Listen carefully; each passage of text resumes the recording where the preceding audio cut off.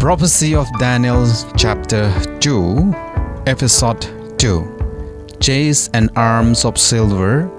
kingdom of Medo-Persia. Prophecy of Daniel chapter 2 asibu yengbiriba amadi tabiriba nakhoi khudingbu ishorgi mingda welcome tawe. Episode 1 da aikoina head of gold Babylon King Nebuchadnezzar gi matangda khara taminakre. Karigumba episode 1 adu nakhoina yenghodaba amadi tahodaba already description da video adugi link hapchabani chanbiduna link aduda click tawbiraga episode 1 adusu tabiyu. Okay, episode 2 aikhoi ngasi taminasi hojikti aikhoi gi Bible adu Daniel chapter 2 gi verse 32 aduda hangdok minasi ngaktang. Daniel 2 verse 32 aduda asumna hai. The head of the statue was made of pure gold, its chase and arms of silver. Ningthau Nebuchadnezzar na mangkiba mang aduda statue mitam ama uki, mitam adugi makok ado asengba sanana sabani madu kanabura ekoina nainakre aduga mahaki thabak chase amadi arms pambom khut aduna silver lupagini haina sumaina haibiduna leye. Masida aikhoi ngahak adumaina leplaga makha samda dabida aikhoi hojikti let's go down to verse 39 verse kunthraga mapan aduda aikhoi chatharaga amukang yengsi Daniel 2 gi 39. After you another kingdom will arise inferior to yours. Ningthau Nebuchadnezzar nang na ukiba mitam aduda kok ki saruk sana gi saruk ado nahakni amasung Babylon gi ningthau leibak niya. But after you adubu nahak ki mathangda ningthau leibak ama amu haugalakani madudi inferior to yours nangondigi khara sonthaba ningthau leibak haugalakani haina sumaina samlapna aduda sumloisin bi. Masida after you hairibase ningthau Nebuchadnezzar gi Babylon leibak adubuni habise aikoina dumaina tasengna khangba ngammi. Chapter 2 asida yengba matamda chase and arms of silver si Medo-Persia ni haina karishu Bible da panbide mafam aduda adu already hairiba chase and arms of silver ase karamna Medo-Persia buni haigadoribano ko chase and arms of silver pambom amadi thabak ki saruk ase lupana sabani mase Medo-Persia buni habse Bible na krishu haide adudi kramaina masigi pambom amasung thabak asi silver sana lupagi masigumba pambom amasung thabak asibu Medo-Persia ni haina kramaina haisira. Aikoina Daniel chapter 5 ki verse 28 amadi Daniel 8 ki verse 20 de yengba matamda Babylon gi ningthau leibak ase Medo-Persia na khudum changani haiba mayek sengna panduna leire. Aduna chase and arms of silver ase Medo-Persia ni haiba se chumme. Masida karisho ekoi chingna ningai leite. Chapter 2 aduda haidrabsu chapter 5 ki verse 28 chapter 8 ki verse 20 da mase Medo-Persia leibak puni haina mayek sengna ibi duna leye. Tasengbadi Daniel 2 ase Daniel chapter 8 and chapter 9 yaw na takladi hen na mayek sengani adubu aigi main focus ase Daniel chapter 2 sida oibana atop chapter singdo sokla roige hojike oinadi Daniel chapter 2 sida ekoi focus tause. Why is Medo-Persia or chase and arms of silver is symbolized by silver metal? Ko karigi damakta Medo-Persia natraga pambom amasung thabaki saruk ase lupa adubu masina karigi damakta symbolized obra karigi damakta silver gi metal ase sijina bra haibdo ekoi muktang yengsi masigi chap chaba paukhum ekoina Bible da phangba ngamde adubu oi thokpa yaba maram khajiktang haijage aina 5th century BC gi historian Herodotus gi matung inna Medo-Persia gi ningthau Darius gi matam haibadi 522 BCE da tax ase yamna chawna khaiki maduda tax ayamba se silver oina khaiki haibase ekoina uba phangi. Persian gi ningthau Cyrus gi matamda Persian gi coin makhoi gi sel ko chandi gi sel ase maming ase siklos haina kawi siklos hairiba makhoi gi coin ase karina sabra harga silver na semba oirami. Ahum subada Medo-Persia bu silver na symbolized taubase order haibadi mathang manau naiba adu leihannabagisu oiramba yai hai light aikoina gold silver brass etc haina asumaina mathang manau ningthau leibak sing adubu symbolize taunaba subna tegi sijinnabasu oiramba yai haina su hai aduga mari subada aikoina Daniel chapter 2 gi verse 39 adu yengba matamda Medo-Persia ase Babylon dagi khara inferior tawi khara sonthaba leibak oye masina haibase military strength da lanmi da natraga makoi gi size of the kingdom makoi ning thau leibak ki territory makoi gi ngamkhai adu pik e sole haiba nate adubu tawbadabu masi se inferior oye khara sole haiba gi maramdi makoi Medo-Persia ase partnership kingdom ni ningthau leibak ani na semjin lak punsil laga saba aduguma ningthau leibak ni maram aduna Babylon da Nebuchadnezzar na absolute unity haibadi karishu chayet na ba laitena ningkha tamna ningthau amakak ki makhada sason tawba leiba adugumbagi power ado Medo-Persia da di leiramde maramdi makhoi ase khara son thabage leiba oibagi maramna makhoi ase bu khara inferior oiba leibak ni haina Bible na haibi madugi maramna masi ase gold dagidi ngasai na haiki bugumna sana dagidi khitang handaba silver lupa ase bu compare to bibo oiram gani hai aduga manga subada the breast and arms of silver haibse chest and arms of silver pambom gi saruk amadi thabak ki saruk ase lupa na sai haibse Medo-Persia gi ning thau gi matamda makoi ase silver ase makoi lupa ase silver ase paisa oina makoi matam aduda sijinaram yamna maman atangba pot ama makoina value yamna laihalaga masibu sijinaram aduna makoina masise ngasai hai ki bugumna makoi se extensive tax system oina tax khaigat pada kri khaigat pada masigi lupa ase makoina kanna sijina ki haibse ekoina Ezra chapter 4 gi 13 amasung Daniel 11 gi 12 adudi yenglabasu ekoina uba phange Medo amasung Persia gi ning thau leibak asibo silver metal aduna makoi bu represent tawbani makoi bu symbolize tawbani haibse ekoina uba phange phare hojik di madu thanamlaga head of gold aduda gidi next chest and arms haina hai ko head of gold haina hai aduga amuka mathang dadi kri habraga chest and arms asida ani thokna hai rai head adudadi amakhaktani adubu mathangi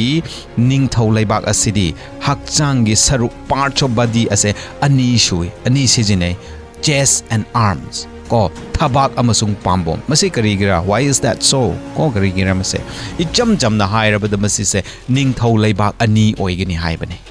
ko Babylonian singna mighty Assyrian mapangal kan khraba landa angam athau lai khraba Assyrian sing digi freedom phangnanaba honaba matamda Medo gi ningthau Kaysaras ki mateng lawki ningthau Kaysaras na 585 BC da si khraba gi tungda mahaki masa Astyages Medo gi ningthau oirakhi Cyrus the second natraga Cyrus the great asi 580 BC da pokhibani Persia da mahaki mapa asi Persia gi ningthau ni aduga mahaki mama na Medo gi princess ni ningthau gi machani adugumba Persia gi ningthau aduga Medo gi princess machani pa oina Cyrus the second natraga Cyrus the great ase pokhi 580 BCE da aduga 559 BCE da Cyrus the great ase Persia gi ningthau oirakhi mahakna ningthau oiraklabagi tungda Medo singa pullaga 539 BCE da Babylon bulan tauki Cyrus ki lanmi singna Babylon gi mayai da chenthari ba Euphrates river adugi ising ado divert thaidoklaga makoina Euphrates river adu da changlaklaga Babylon bukudum chankhibagi wari ado ekhoin loina makhangi adudagi mahangna Medo singi mayokta lan hauduna singbu mapangal sontahanki Babylon bu lan ngamkhrabagi matungda adum tauduna Medo-Persia ase akon badadi Persian Empire haina khangnarakhi maramdi Medo sing asibu makoina namtharaga thamki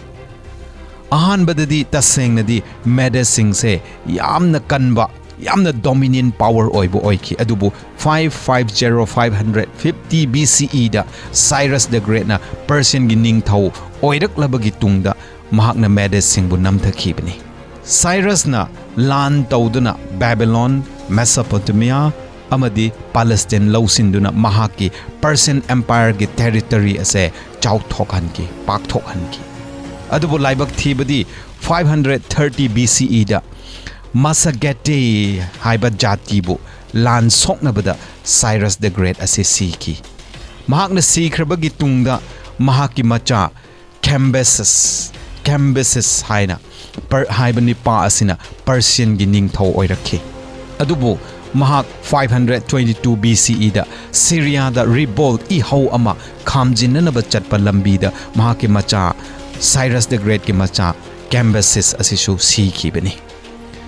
Adugi tungda Cambyses ki imposter haibadi magi matau lauba amana mahakpu impersonate tawraga mahak sajinaraga Cambyses sajinaraga saklo lauraga tawduna mahakna ningthau oina mahut silaki. Adubu ikui kuidana conspirators mahakpu manghananaba mabu namthananaba sinba kangbu amana mahakpu executed tawki mahakpu hatok piki ningthau tawhanki da mahakpu hatki.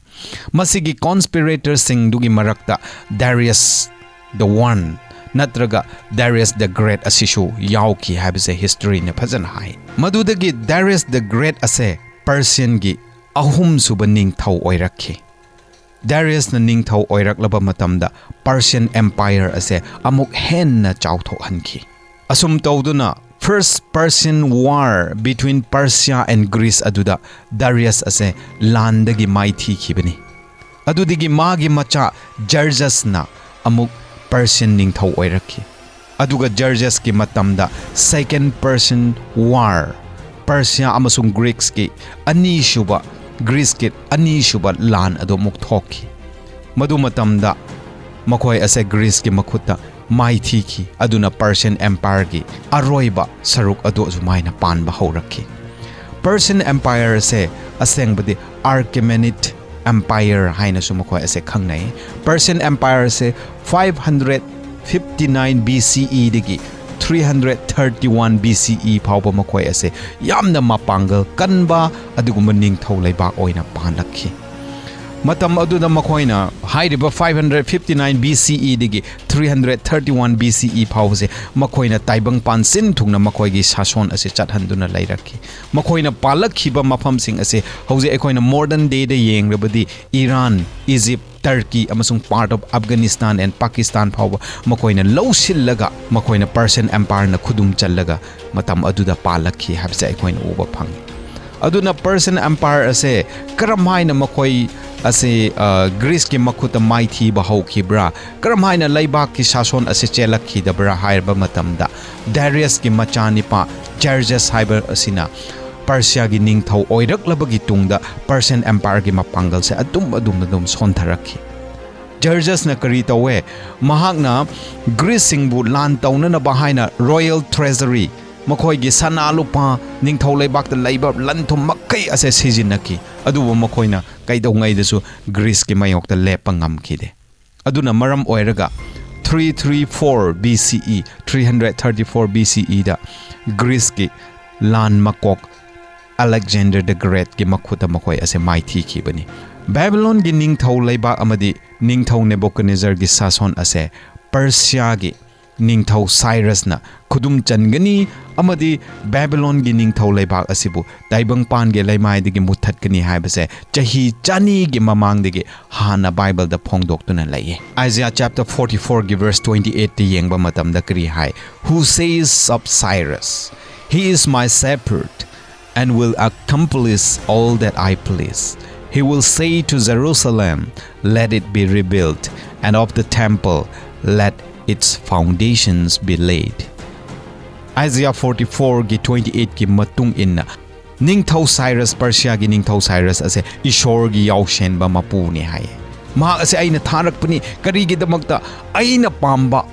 amasung aina thokhan ningba ai gi wa indabasing indabagi maram oiduna aina thokhan ningba mayam ado Cyrus pu aina sizinaraga Cyrus's through the aina loinamak thaba adu pangthokani aduna Israel masasingna 70 years Babylon the minai oina laibado adu aina loisin hangani Jerusalem amuka nauna sagat hangani aduga Jerusalem ge temple amuka sagat hangani aduna makoi ge foundation makoi ge checkpan oisnu sahar oisnu semgatna na ba aina ayaba pigani haina chahi chani gi mamangda Cyrus na poktringai chahi chani gi mamangda hanna Bible na phongdok khibado adumak thungduna lay asumai tawduna Bible gi wa ase kaidonung da su aremba amadi oi thokdaba leite haibase ekhoina ui masise ngasi gi chaukhallaba taibang pansi gi aphawba historian kayana su kakpa ngamde ishor gi wahai Bible da iriba khudingmak ase achumbani Bible na asi thokani haibado adumak thoktuna lakhi thoktuna su leiri amadi thoktuna su leikhigani tabi khrabana khoi pumnamak ki mathakta ishor gi bor pinabiba oishunu amadi asigumba Bible gi wahai soidaba kaya ase uraga amadi khanglaga henna ekoi Bible asibu ishor gi achumba wahai makni haina thazaba amamam oisi ngasi gi matang asida episode 2 ase sumaina loisinjare matangi episode 3 da ekoi amuk unasi God bless.